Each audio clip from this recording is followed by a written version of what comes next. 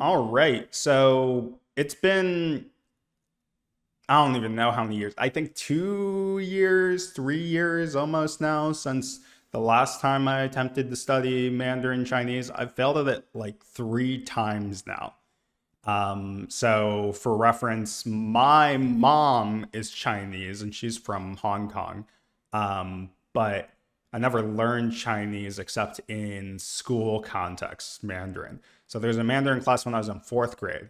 And in fourth grade, they added Mandarin to my elementary school. It was a language academy and it had Japanese, French, and Spanish.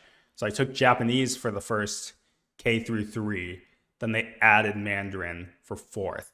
So I took Mandarin from fourth to sixth grade at that elementary school. And you know how language things go at American schools where it will be like, oh, we just restart the same stuff every year and you're not really learning more year to year. So I don't really count that time period other than just like some basic beginner stuff. But yeah, we never really got that far in that fourth grade through sixth grade era. And then for seventh and eighth grade, I was in basically high school level Mandarin classes. So I did Mandarin 1, Mandarin 2, Mandarin 3. When I was in those classes, they'd give you like the textbook and then the accompanying workbook, and you'd like write all the characters down. You'd go through each vocab list, and then after going through the vocab list, you take a test on the thing. But it didn't involve that much speaking ever. So by the time I was in my next school, and there was a language placement exam that you had to take. So I had already taken Mandarin classes, so I was like, okay, I'll take the language placement exam for Mandarin. I didn't even place into Mandarin 2. So then I couldn't take Mandarin because I'd already had experience with doing Mandarin. So I took French for 3 years in high school. And then by the time I got to college, there was no longer a language requirement. The language requirement was that you had to have like, it depended on what major you were, whether you had to have 3 years or 4 years of a language. But for engineering students, you only needed 3 years of a language. So because of that, didn't take language in high school, in college, graduated college in 3 years. And then when I was out of school, I was like, okay, I finally have an opportunity to get back on this Mandarin learning train. So I'm going to do, oh, wait, there's a period that I totally missed talking about, which was that back in, if we go to, oh, shoot, this isn't going to be the right thing. Let's do this. Yeah, back when I was in, let me switch this. Where's the thing? This? Yeah. So back when I was in, if we scroll down college, something that happened was the pandemic. And during the pandemic, I was like, oh, yeah, I'll be able to study Chinese. So I literally have this video here of like, oh, I'm going to learn. And this is from 2020. And then you can see daily, I had a log for my learning. That only went for 12 days. And then I gave up. Oh, that's my birthday too. But yeah, so I gave up. So we're going to see. And then I didn't do anything for 4 years. So yeah, this happens all the time where I'll start, stop, start, stop, start, stop with my learning of Mandarin. But this time, I think I'm going to take it seriously, and I'm actually going to attempt number 3 because I recently am unemployed, so I have some time on my hands to get new habits and to do the hobbies that I hadn't been doing while I was engulfed in most of the work stuff. So yeah, this is an opportunity to do that. So yeah, the way we're gonna do this is that I have this overlay that'll tell me speed running. Obviously, I'm not. I'm not gonna get through in any particularly timely speed. But this is like day 2 of trying to do this. I already did a stream. I think it was Friday. I don't even remember what day. Yeah, I think it was Friday or something that I did a stream for day 1. But yeah, we're gonna be doing this streaming, and then I'm gonna start with Duolingo.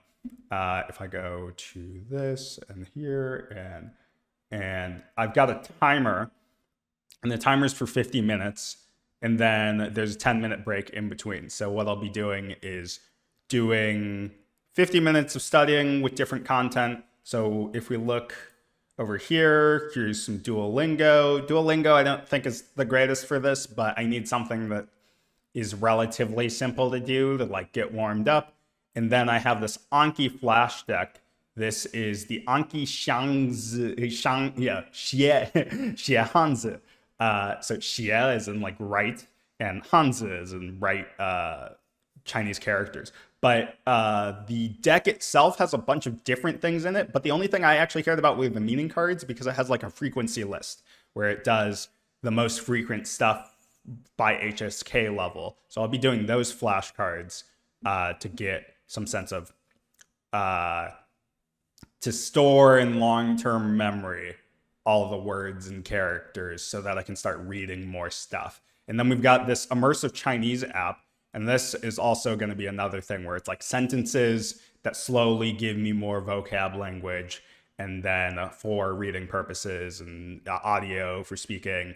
And then we've got comprehensible input language channels. So this is Lazy Chinese. Lazy Chinese does a bunch of these comprehensible input where it's like audio only, and not audio only. It's video of only your target language. So only Mandarin speaking the whole time, and you're just trying to understand what's being said through context alone. So that's complete beginner. Then we'll do beginner stuff.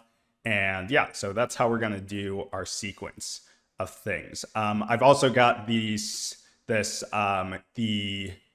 what is it? The Foreign Services Institute had a course from the 70s that went over some Chinese. They called it standard Chinese because in the 70s they were like direct translating Mandarin as Putonghua, which means the common language.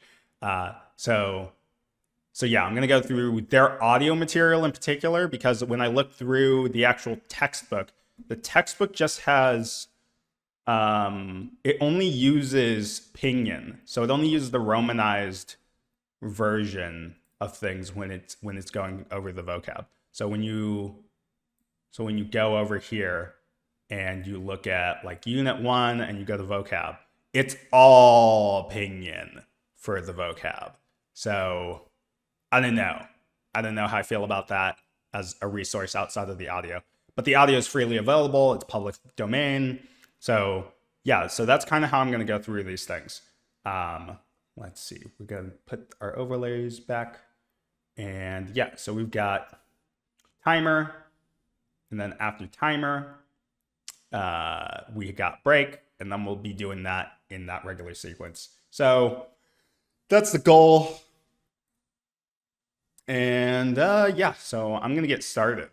And then hopefully we'll get on a roll as I get more and more used to this framework that I'm setting up. Like it's going to be some time before I'm consistently feeling like I'm in a good groove. But yeah, let's start with Duolingo.